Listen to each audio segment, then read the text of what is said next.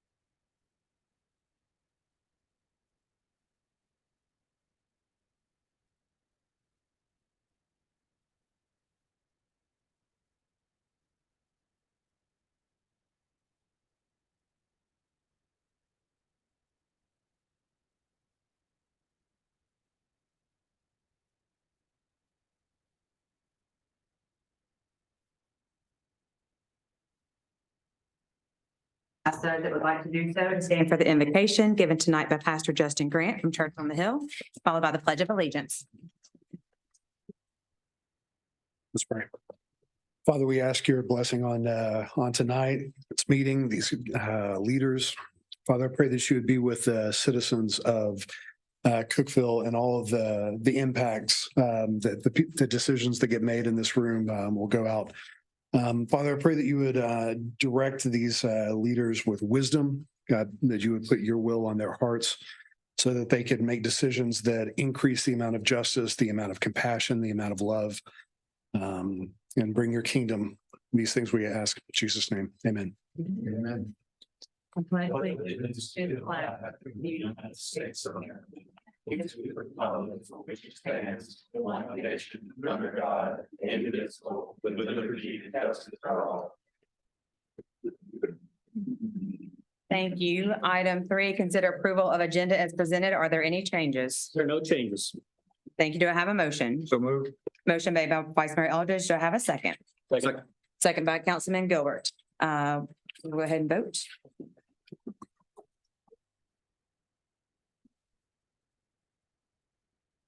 All votes correct. 5 yes, motion carries. Thank you. 4A, consider an appointment to the Historic Zoning Commission. Mr. Ward. Thank you, Mayor and council members. The current term of Mr. Chris Wakefield on the Historic Zoning Commission expires in April 2024. Mr. Wakefield was appointed to the Historic Zoning Commission as the Planning Commission representative at his time of appointment. Mr. Wakefield no longer serves on the Planning Commission and is not eligible to continue to serve on the Historic Commission in that capacity. Ms. Judy Jennings has agreed to serve on the Historic Zoning Commission as nominated by the Planning Commission at their March 2024 meeting.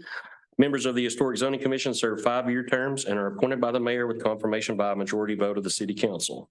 The Community Development Department recommends for Ms. Jennings' appointment, and I'm happy to answer any questions. Thank you. Is there a motion? So moved. Motion made by Councilman Baji. Is there a second? Second. Second by Councilman Walker. Any discussion from the council? Okay, we'll take a vote.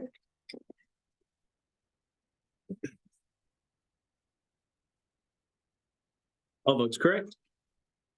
5 yes, motion carries. Thank you.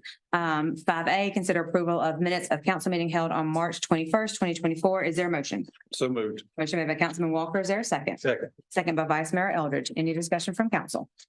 Discussion from the public on this? Okay, go ahead and take a vote.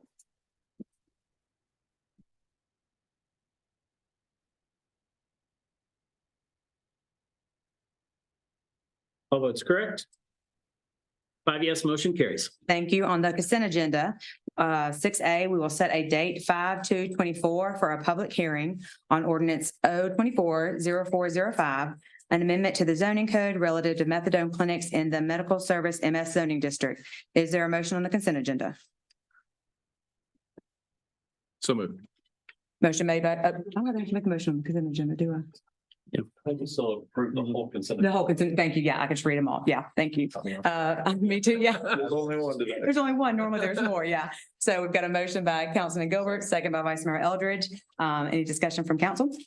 Okay, we'll vote on the consent agenda. And this is just to put it on the agenda. Yes, this is to set a date for the public hearing. We're not having a public hearing at this time for this ordinance. We will have a public hearing on 5/2/24 to discuss the zoning code relative to methadone clinics. Yeah. Okay, so we're just voting on setting a date for the public hearing.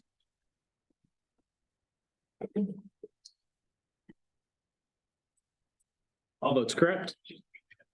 5 yes, motion carries. Thank you. 7A, new business, consider approving and authorizing the city manager to execute a lease agreement with Tennessee Tech University for property located at 42 Church Avenue, parcel 15, tax map 53G, Group E. Ms. Emmel. Mayor and council members, I'm requesting your approval to enter into a lease agreement with Tennessee Tech University for property located at 42 Church Avenue. This property is identified as parcel 15.00 on tax map 53G Group E. And let me get over here to the map. So you can see it's the one highlighted in blue there. The lease term is for an initial 5 years with extensions for an additional 15 years that may be agreed to by both parties. The lease payment is for $1 a year. The purpose for the lease is to allow the city to construct a public parking lot for public purpose there. We are pursuing a lease of adjacent properties, the other two squares there, the one in yellow and the one in red there, that would allow us to make a larger public parking lot. We have a similar lease arrangement with First Baptist Church with the property across the street here on the corner of Walnut and East Spring. I would request your approval and your authorization to execute the lease agreement with Tennessee Tech University. Thank you. Is there a motion? So moved. Motion made by Vice Mayor Eldridge. Is there a second? Seconded. Second by Councilman Walker. Any discussion from the public on this agenda item? Discussion from council? I just like to thank Tennessee Tech for just being such a reliable, solid community partner. Dr. Odom's here tonight. We truly appreciate this. We need parking down there, and thank you so much. Yes. Okay, go ahead and take a vote.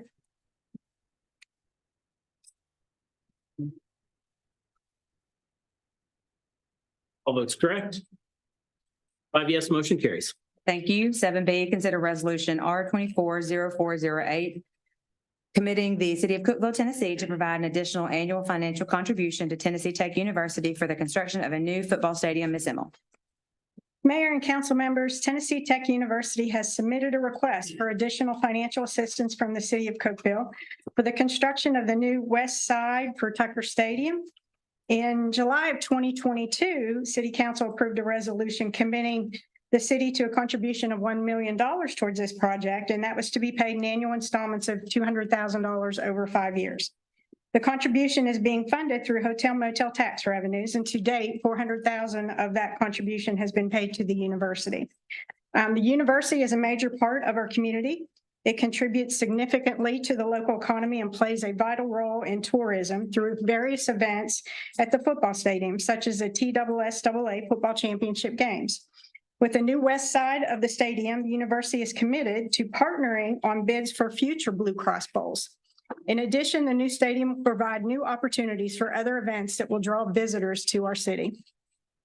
An additional $3 million contribution from the city has been requested for bringing the total contribution to a total of $4 million.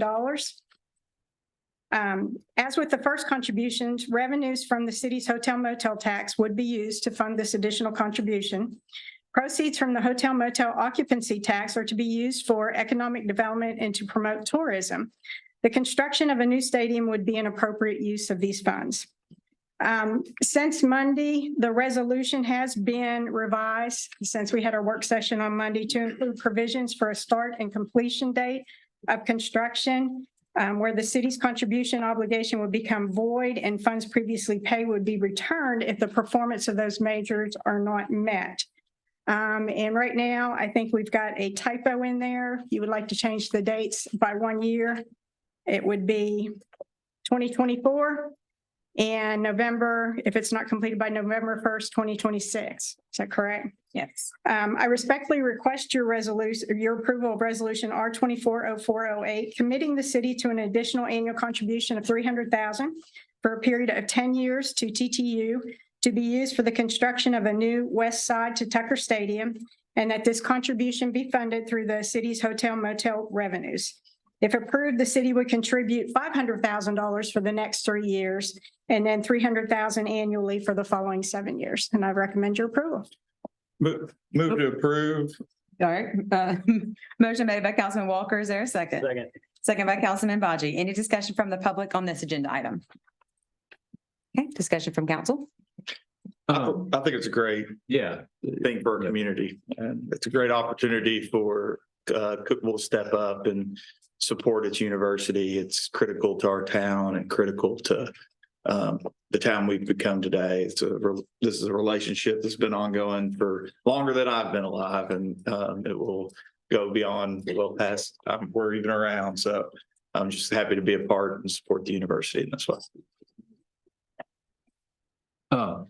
I couldn't second that any stronger. And again, as I said, repeated before, I thank you so much for this.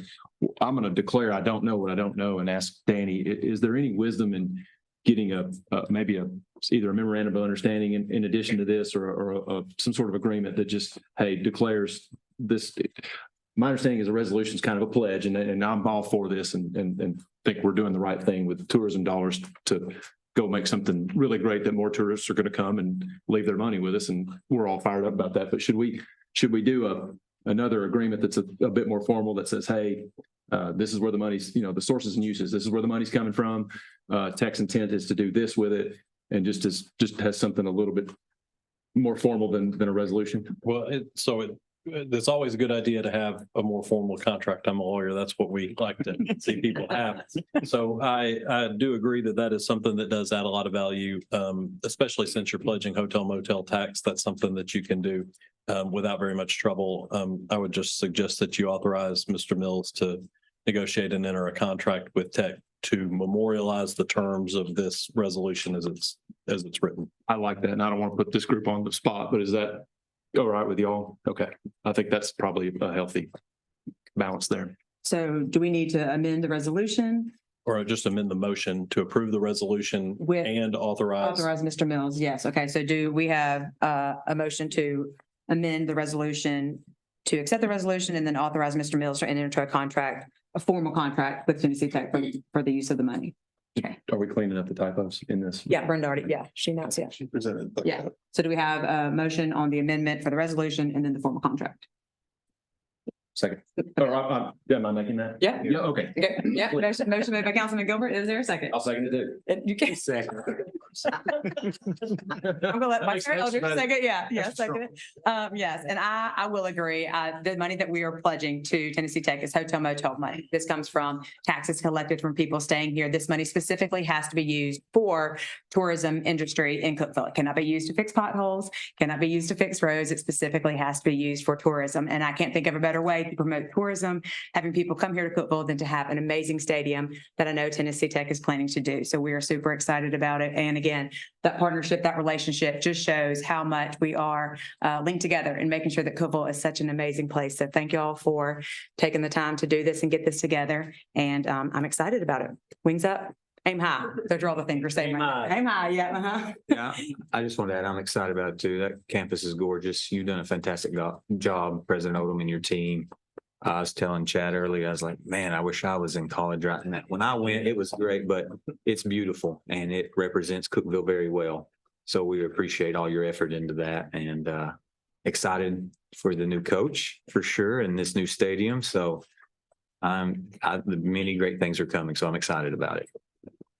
Yeah, I think I counted it up not long ago, and it was like a close, right around $500 million that this campus has put in, this university has put into their campus in just like the last 5 to 10 years, and if not more than that. And that shows, and we just appreciate you guys' hard work and everything that you've put into all this to make this happen. So thank you. Yeah, I don't think there's anything else that I can add that hasn't already been stated. And I'm excited about new coach and you know, I'm really fired up.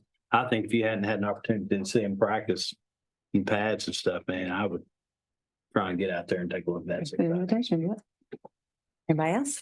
I'm an embarrassed good friend, Wayne Cravens. He works awful hard on this stuff. So he didn't want me to do this, but thank you all for your work as well, Wayne. Thank you. Any other comments? All right, we will take a vote then. You have to vote, I think, on the amendment, then you have to vote on the, The resolution is, oh, yep, okay, so we're actually taking a vote now on the amendment for the resolution and the contract, so we'll vote on that.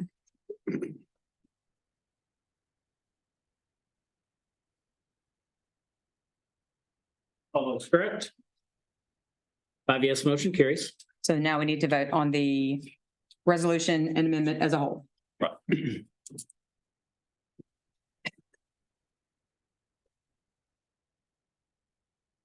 All votes correct.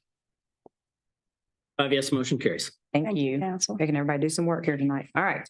7C, hold a public hearing and consider on first reading ordinance 0240202, amendments to the official street map. Mr. Ward. Thank you, Mayor and council members. Amendments to the official street map are necessary due to the construction of 12 new streets in 2023. This includes approximately 12,611 linear feet or 2.39 miles of streets proposed for addition to the official street map. The purpose of the official street map is to depict the streets for which the city of Cookeville is responsible for maintenance and to reflect the official names of these streets. The recommended amendments are included on the screen and in council's packets. These include Timberwalk Lane, Frost Grain Road, Briley Lane, Mason Way, and Joining Avenue constructed as part of the Timberwalk subdivision. Westbrook Circle and Creekview Lane constructed as part of Westbrook Farms residential subdivision development. Kensington Circle and Beacon Way were constructed as part of the Kensington residential subdivision. And Davis Drive, Lopez Court, and Nicholas Avenue were constructed as part of the Reserve at the Country Club residential subdivision development. These amendments have been recommended by the Planning Commission as recommended by the Planning Division. I recommend your approval. Happy to answer any questions. Thank you. Is there a motion? so moved. Motion made by Councilman Baji. Is there a second? Second. Second by Vice Mayor Eldridge. At this time, we will open the public hearing portion of the meeting for this agenda item. Is there anyone who would like to speak on 7C? Seeing none, we'll close the public hearing portion. Is there any comments from the council? Okay, seeing none, we'll go ahead and take a vote.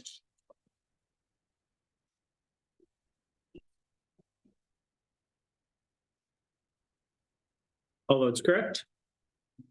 5 yes, motion carries. Thank you. 7D, hold a public hearing and consider on first reading ordinance 0240303, amendment to the zoning code to permit private and parochial schools in the CI Commercial Industrial Mixed Use District. Mr. Ward.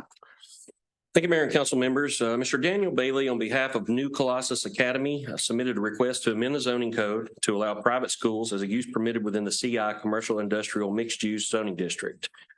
The planning dictionary defines private schools as any building or group of buildings, the use of which meets state requirements for primary, secondary, or higher education, and which does not secure a major part of its funding from any government agency.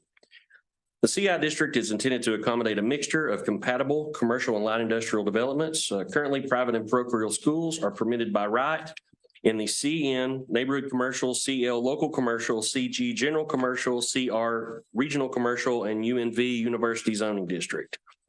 Those schools are permitted upon review by the Planning Commission in the PRD, Planned Residential Development District, and private and parochial schools are permitted by special exception by the Board of Zoning Appeals in the RM8 and RM14 multifamily districts and the CBD Central Business District.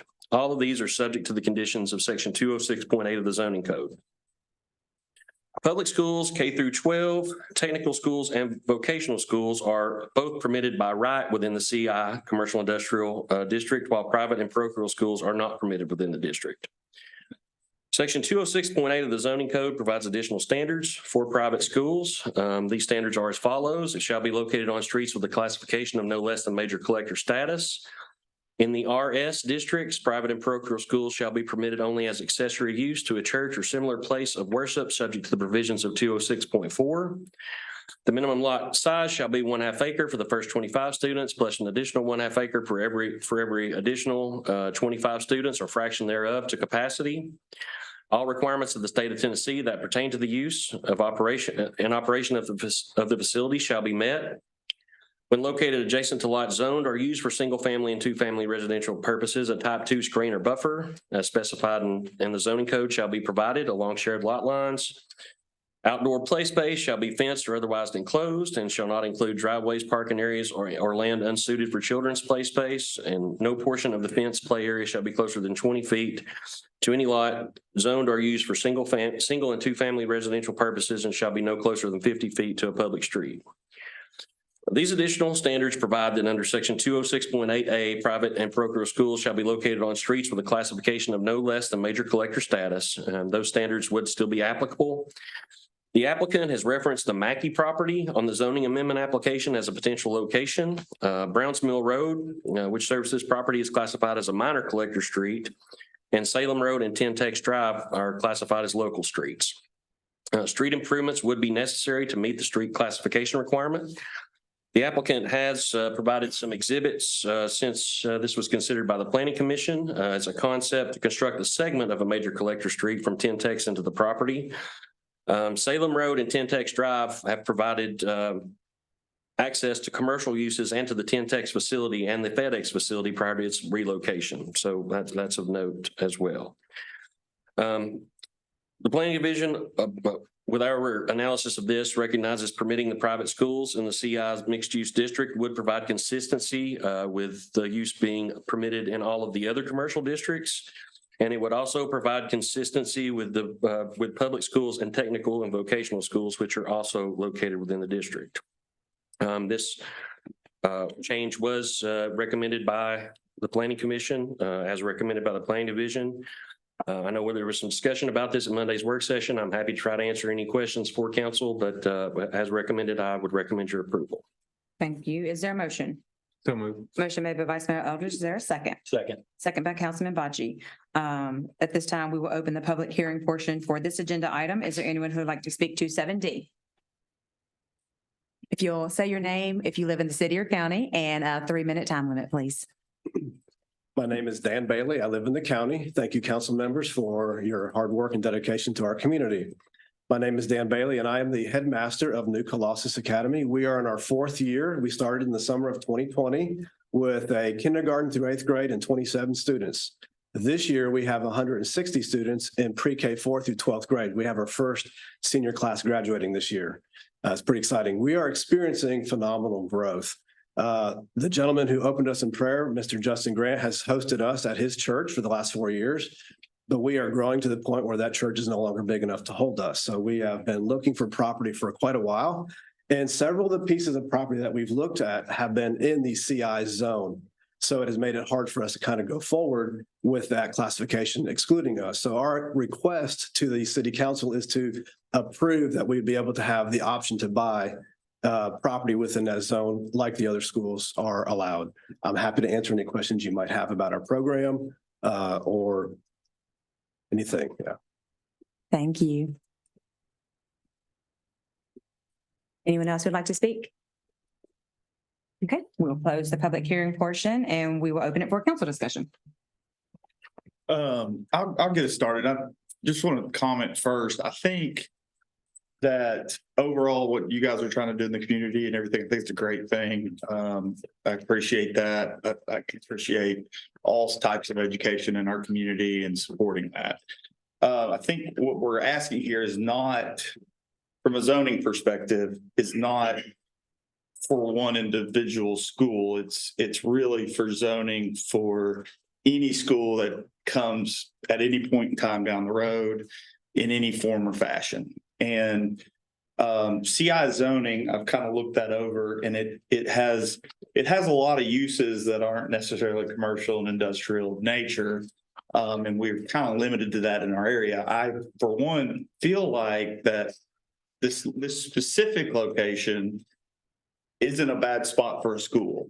I do want to try to understand some of the challenges that exist with the road improvements. We discussed that Monday a little bit. I don't think we got clarification. Would they be required to build a arterial? Is it a minor collector street? It's major collector is the requirement, right? Okay. And they have submitted just a concept for a segment of a street. The planning division, we recommend that we have often looked at this from a larger perspective and think that an extension of Southside Drive into this property would open it up for more development, right? I mean, it would just be a better access point for the property. I don't know the school's position on that, or if, that would be a very expensive undertaking and, could it be done in phases? I mean, that would be up to, obviously the planning commission to consider, because a new street would have to be proposed as a plat. That is a challenge for the property. It doesn't have that major collector classification.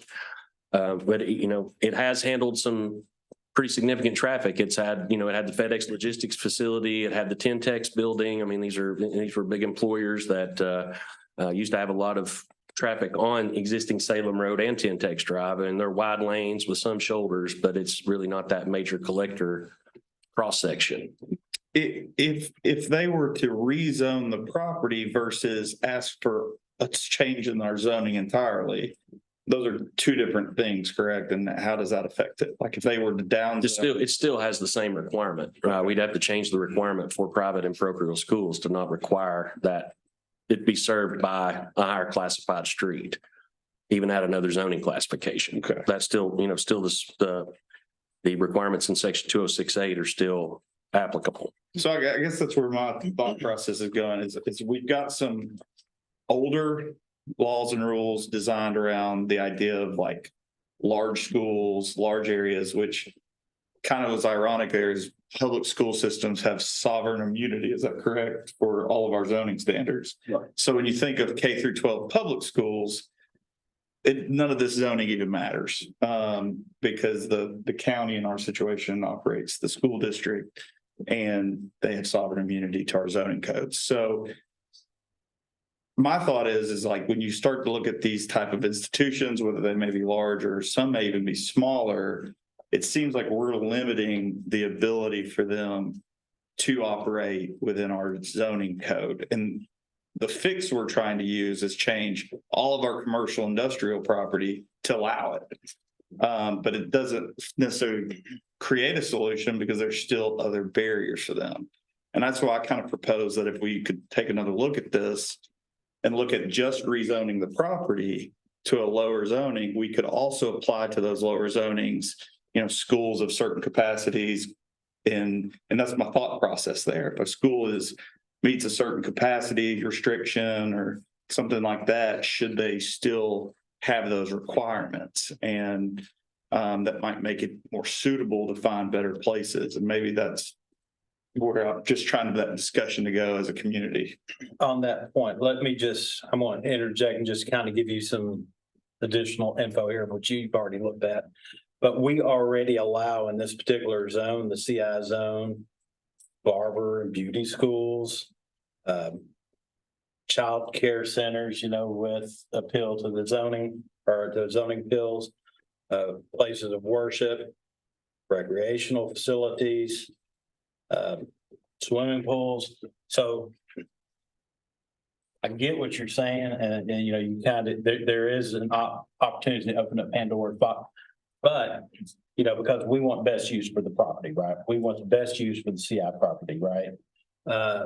But we are already allowing.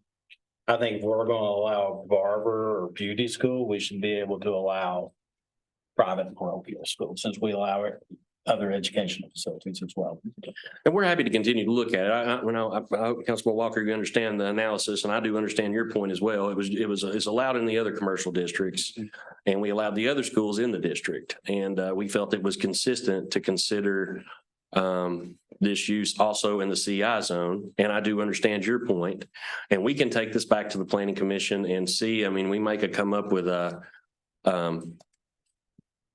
an amendment to the 206.8 standards for different size schools. All that's a possibility if that's what council wants us to do. I think that was the Planning Commission's perspective and staff's perspective on our analysis to recommend for that. Yeah, and to Ollie's point, I've read over that, and that's just one page of it. There's on our permitted uses, there's a massive amount of commercial uses we allow. in CI zoning. Correct.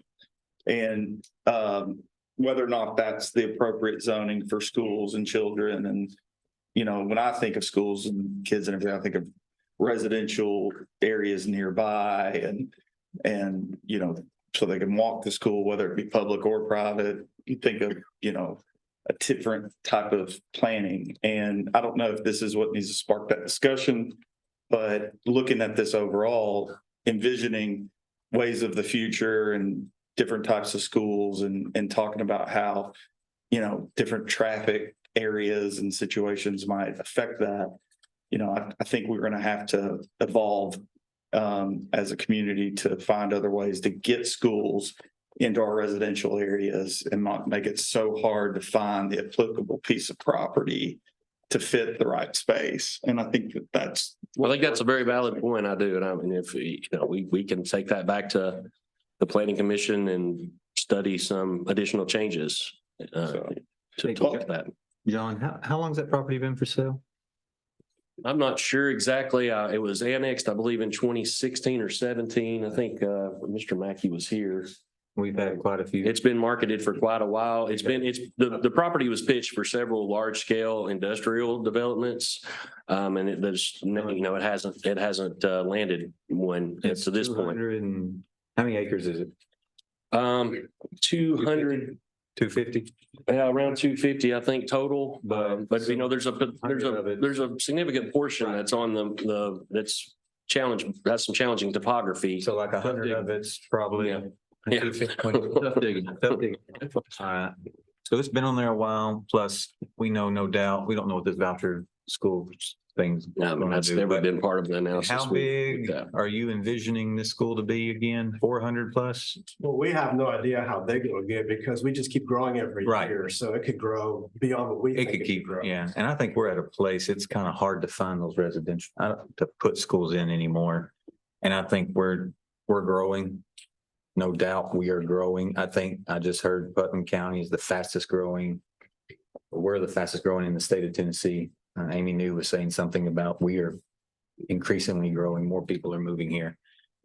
We're going to have to look at something. And I think this is a way of passing this as a way of us looking at a new vision, a new light of moving forward in some areas and changing some things up a little bit. Cause I don't know where else. I know you've looked, you and I've talked. We've talked on the phone about certain areas, but I don't know how much is out there for you to put a school.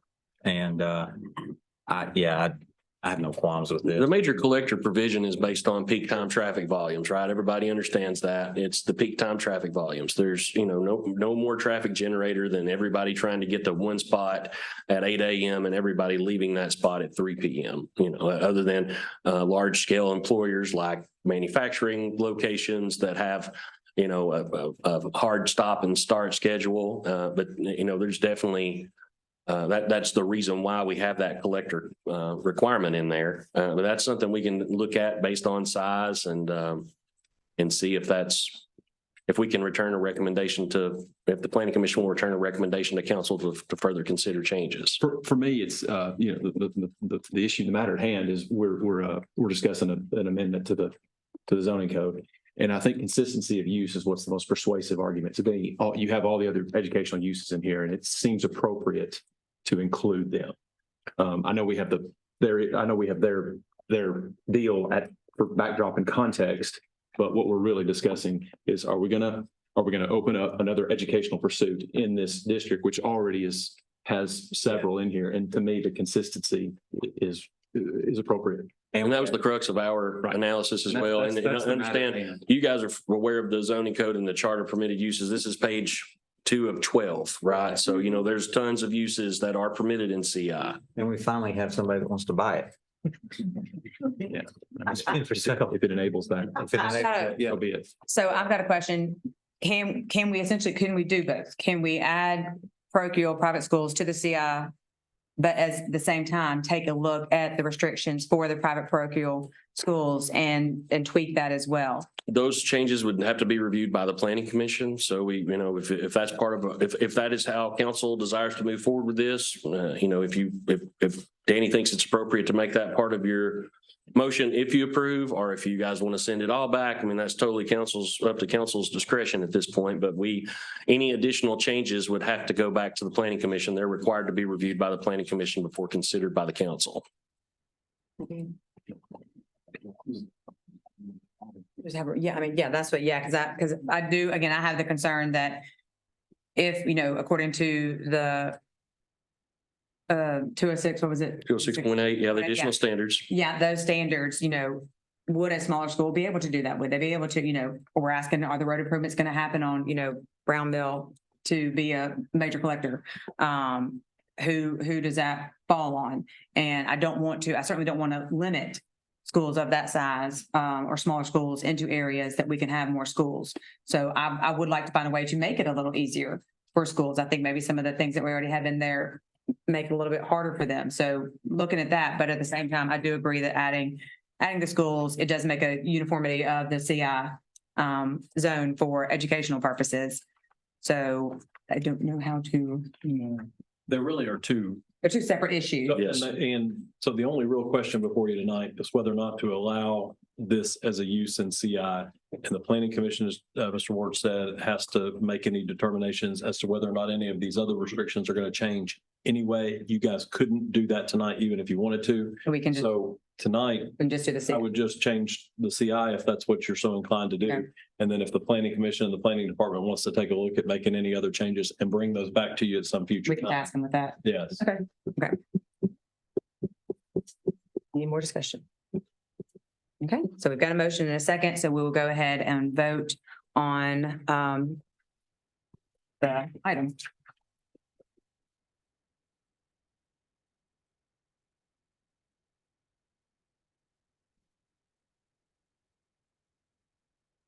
All votes correct. 5 yes, motion carries. Thank you. 7E, consider resolution R 240406, review and recommendation for annexation zoning and plan of services for the Putnam County Fairgrounds area, tax map 055, parcel 108.05. One parcel consisting of approximately 129 total acres located on Tennessee Avenue. Mr. Ward. Thank you, Mayor and council members. The Community Development Department has received a request by resolution of the Putnam County Commission to annex the remaining portion of the Putnam County Fairgrounds property on Tennessee Avenue. The total parcel, the parcel is identified as on tax map 55, parcel 108.05, and the total parcel consists of 195 acres. You can see it extends on both sides of Tennessee Avenue, and a portion of it is inside the city limits currently. The portion of the existing parcel on the west side of Tennessee Avenue outside of the current city limits included in the annexation request consists of approximately 129 acres. This parcel is located entirely within the city of Cookeville's urban growth boundary in an area of anticipated future growth. Resolution R240406 would request the Cookeville Municipal Planning Commission to review a plan of services for the subject territory as specified in Tennessee Code annotated 651-102 and return a recommendation to the governing body. It's rapidly evolving out there. They're well under construction. I think as we discussed Monday, sewer is a motivating factor for their request for annexation. And this does extend the city limits where future annexations could be possible by owner consent. So I recommend approval of resolution R240406. Happy to answer any questions from council. Thank you. Is there a motion? So moved. Motion made by Councilman Gilbert. Is there a second? Second. Second by Vice Mayor Eldridge. Any discussion from the public on this agenda item? Discussion from council? We'll vote.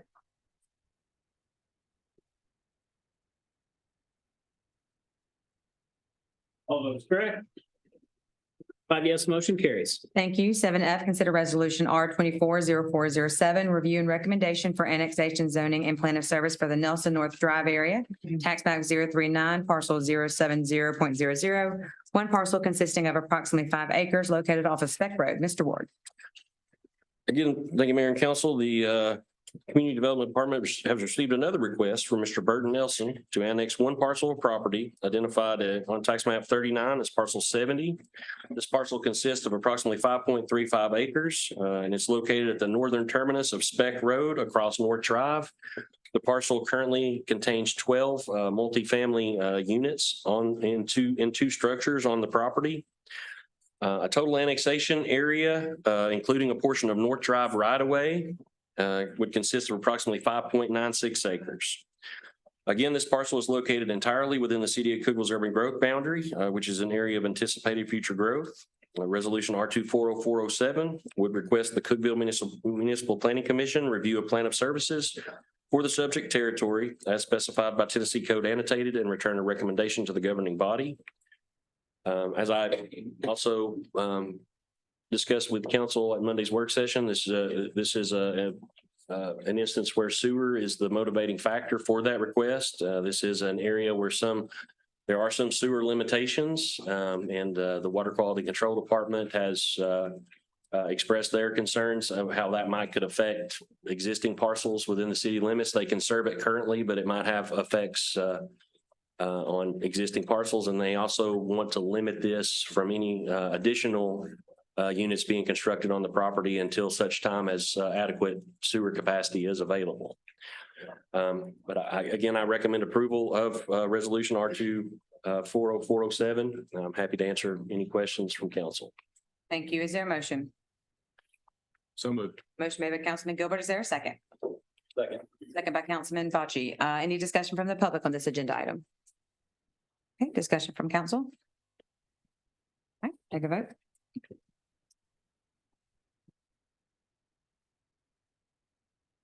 All votes are correct. 5 yes, motion carries. Thank you. 7G, consider authorizing the city manager to execute a sidewalk installation cost share agreement for the Saxony Phase 4 Townhome Development. John Ward. Again, thank you, Mayor and Council. The Community Development Department requests council approval to authorize the city manager to execute a sidewalk installation cost share agreement with Mr. Gary McDabb for the Saxony Phase 4 Townhome Development. The sidewalk segment is located within the East Spring Street Sidewalk Project area. The segment consists of approximately 755 linear feet of sidewalks. Under the cost share agreement, the city would provide materials, including base stone, concrete, and material for forms, and the developer would provide the necessary grading and labor to complete the project. This is the segment here that would be party to the cost share agreement. There is an exhibit to the agreement that is the plat. There is a dedicated right turn lane that will be constructed with this development, and the sidewalks were also required as a condition of the development. Public Works has provided a cost estimate at $12,000 for this work for the 755 linear feet. I recommend approval of the cost share. I'm happy to answer questions from council. Thank you. Is there a motion? So moved. Motion made by Councilman Bocce, seconded by Councilman Walker. Any discussion from the public on this agenda item? Discussion from council? Okay, take a vote. I will say real quick, that we're getting sidewalks a lot cheaper than we've gotten through the state this way. So that's important for the city. I have those numbers. I had those numbers ready. If you want to. Just to compare, yeah, yeah. Maybe the developer would like to do more. Yeah, keep going. Yeah. We're actually getting something done. Yeah, the Phase 1 project installed approximately 2,540 linear feet of sidewalk at a cost of around $1.5 million. The Phase 2 grant would finish 2,236 linear feet. That would be at a cost of $1 million, 50,000 from the city. So the remaining portions around 2,400 feet. This takes 700 feet out of that, so it gets us closer to completing the project. But the final segments will probably have to be broke up even more because there's 2 retaining walls within that subject area, so it would be expensive. Thank you for the reminder. Anything else? Okay, go ahead and vote. All votes correct. 5 yes, motion carries. Thank Thank you. you. 7H, consider approval of audit contract for fiscal year ended June 2024. Ms. Simmel. Mayor and council members, Blankenship CPA Group has performed our annual financial statement audit for the last 3 fiscal years. We are requesting your permission this evening to engage them to perform the fiscal year 24 audit. The base audit fee will be an amount of $56,900. That's a slight increase of just $290 over this year's fee. Travel and out-of-pocket fees would remain the same at $3,000. Single audit fees, if we're required to do a single audit, would remain the same at $4,500 for the first major program. Any additional major programs will be $2,500. And the fee for the chart of accounts crosswalk is going up to $2,000. It was a little over $1,000 this year. That is a new item that was new last year. It's a requirement of the controller's office, an additional step that the auditors have to do for them. So I'd be happy to answer any questions you have, but would recommend your approval. Thank you. Is there a motion? So moved. Motion made by Vice Mayor Eldridge. Is there a second? Second. Second by Councilman Bachi. Any discussion from the public? Discussion from council? Okay, vote.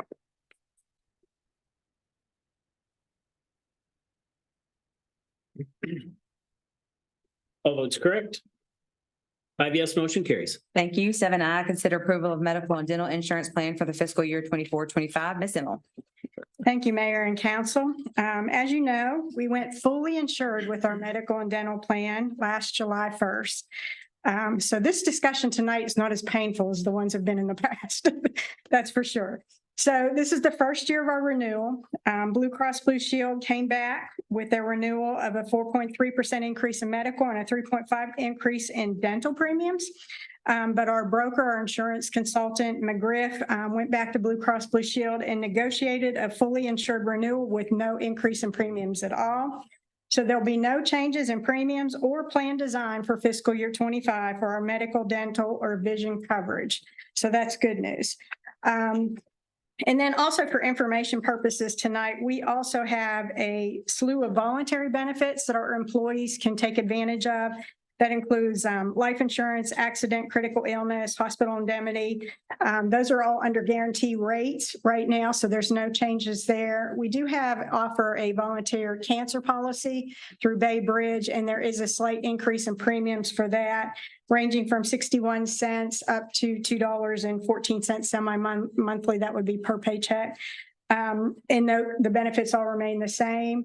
And then we are offering a new option this year for our employees to take advantage of, and that would be group pet insurance. It will not be payroll deducted, but employees can save approximately about 10% on premiums by using a group plan rather than purchasing an individual policy. So McGriff has shopped that out and vetted some carriers, and we are going to make available to our employees a MetLife plan that they can select during open enrollment. So during open enrollment, and it's tentatively scheduled for the first 2 weeks in May, employees will have a chance to make any changes to their medical, dental, vision coverage, or any of the voluntary options that we have. So I'd recommend your approval. Thank you. Is there a motion? So moved. Motion made by Councilman Bachi, seconded by Councilman Gilbert. Any discussion from the public on this item? Discussion from council? Okay, Don't be looking at me. I was looking at you. Yes, right. We'll go ahead and take a vote.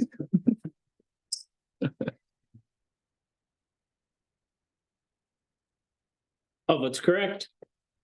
5 yes, motion carries. Thank you Ms. very Emmel. much. And 7J, consider rejecting bid for a step van. Mr. McDonald. Thank you, Mayor and Council. Leisure Services recently submitted and solicited and received bids for a work vehicle for the Cultural Arts Division as appropriated in our capital budget. The vehicle specified was a commercial step van.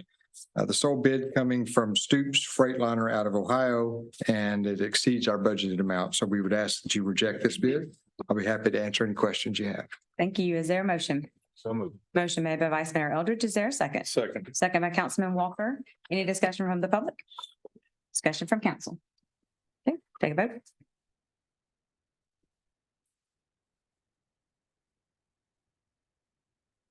All votes correct. 5 yes, motion carries. Thank you. That will conclude the agenda portion of our meeting. Is there anyone who would like to speak to the city council on any non-agenda items? Oh, yeah, go ahead. If you need name, city or county, and then 3-minute time limit, please. Montana Chambers, city and county. I would really just like permission to plant some herbs on the corner of Spring and Washington. It's near the courthouse. On the square, yeah, across from the courthouse. It has a tree and it has just some dirt. And the And- little, Landscape island. yeah, the lines come out, yeah. Yeah. The right name, yeah. We take care of those, correct? Don't we? Yes, Yes, we yeah. maintain those. Where's our public? Yeah, we maintain those. How are you gonna discern between did you say herbs or what? Herbs, Herbs versus weeds. I do have labels for them. And I'm sure you'll make sure they don't get, But so who takes care of it? we, Public Works, we do, yeah, we maintain that. Yeah, what we can do is we can put you in touch with Public Works if they maintain that area. Okay. That's a lovely idea. I love that. They need some help. Definitely. They could use a little love and care. So yeah, if you want to stay after, we can give you that information. All right, awesome. Another question, usage, you just doing some herbs or is Just herbs. this, Basil, chamomile, dill, lavender. like, rosemary. are you gonna? Can anyone use them? Yeah. Yeah, I would assume that the local restaurants that are around would want some if So it'd they, be like, I know there's a lot of places like, actually at St. Jude, they actually grow their own vegetables and stuff Mhm. that they use. So I'm wondering is it gonna be similar to that people just, yeah, if somebody would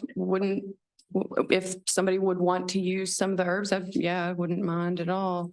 The only thing I'd add is, it has been on the agenda, I think of some of the council and probably the city too, to make improvements to those. So that may not Just talk last about it. very Yeah, long. So, Yeah, I believe, there is a maintenance, and being assured that city workers or somebody might not weed whack them or do something like that. We can't give you permission today in this meeting, but we Okay. can definitely Put you in touch with the right people put to you in have that touch with the discussion. right Yeah, people, but talk that's to a, the city manager Okay. about it. it's a great Okay. idea though. Thank you. Yes. Love that. All right, so not permission, but I'll get in touch with people. Well, yeah, we'll make everything, yeah, we'll put Okay. you in touch with people and see what we can do then. Thank you. Thank you. Appreciate that. Anyone else who would like to speak to the council on non-agenda items? Anything from the council? All right, meeting is adjourned.